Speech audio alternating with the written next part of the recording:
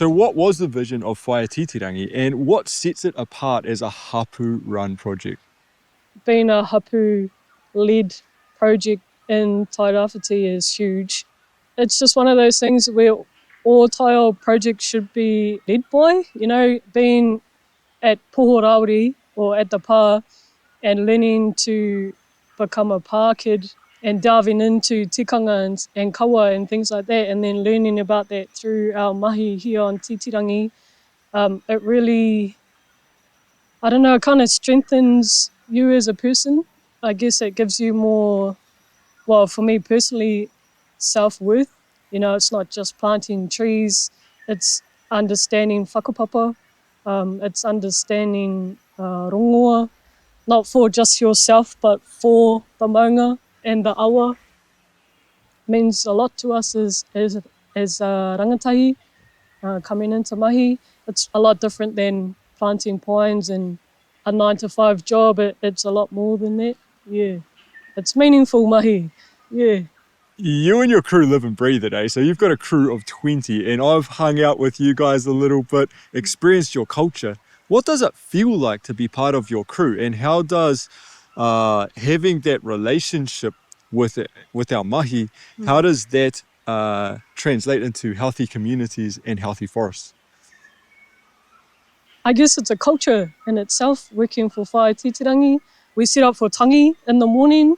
We might be doing something like that, or just doing pā chores, and then we'll go and plant 2,000 trees for the rest of the day. That's our culture. That's how we work. It's cool. How many years have you put in now? This year will be 7. 7 years? Yeah. How does it feel as someone who's put 7 years into leading a crew, 20 people, 130,000 trees between here in Gisborne up to Whangara, Uawa?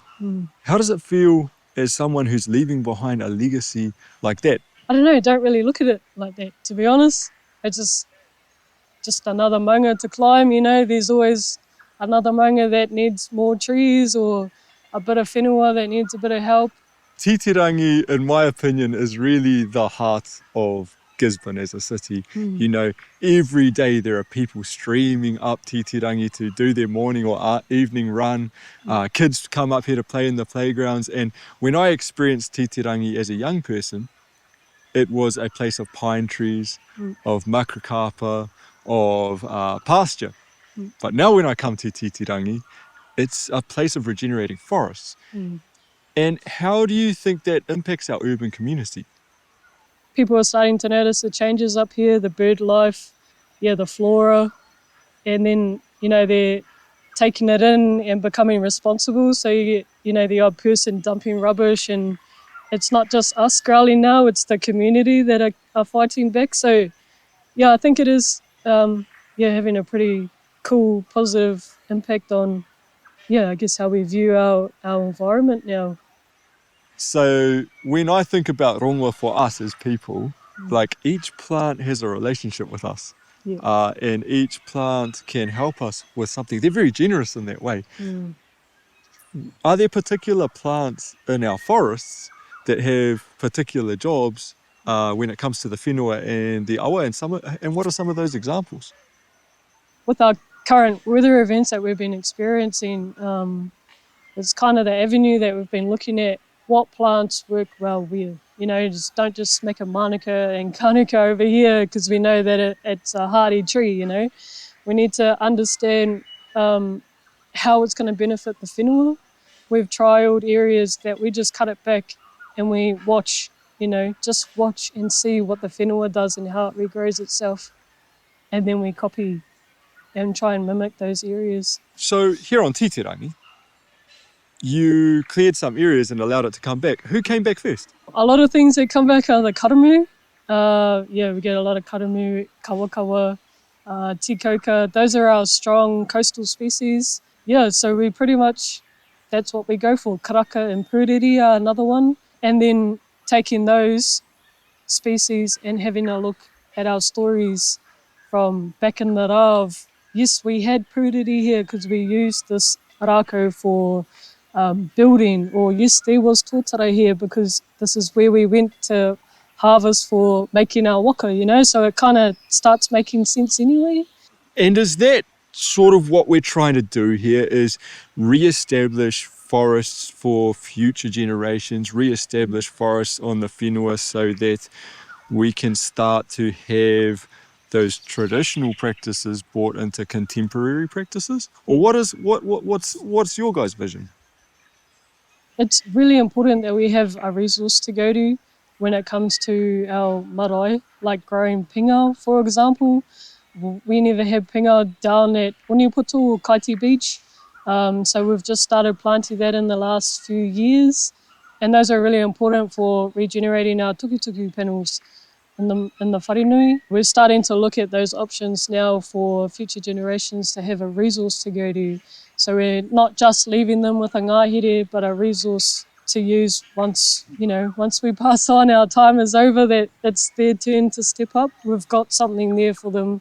Coming from a background in planting pines to now planting natives, what do you think the difference is there? They're both forests, but what do you think the difference is for you as an individual? Well, I noticed planting pine, it's pretty quick. I'm not going to lie, our native are very sensitive, most of them, when you first plant them especially. But once they get established, that's when they really start to show their characteristics. I suppose I don't really see anything like that in a pine tree. But in saying that, I've seen a lot of pine forests that have that won't be getting harvested, and a lot of native coming up through the bottom of them. So I guess it could be a relationship there potentially. Yeah, pine on the east coast, it's a big kōrero to have, a bit of a complicated one too, but the differences are huge. So have you got a favourite tree, and what's your relationship with it? I've always kind of leant towards the kahikatea. Well, it's the tallest in the forest, so it kind of oversees what's happening below it, protects what's happening.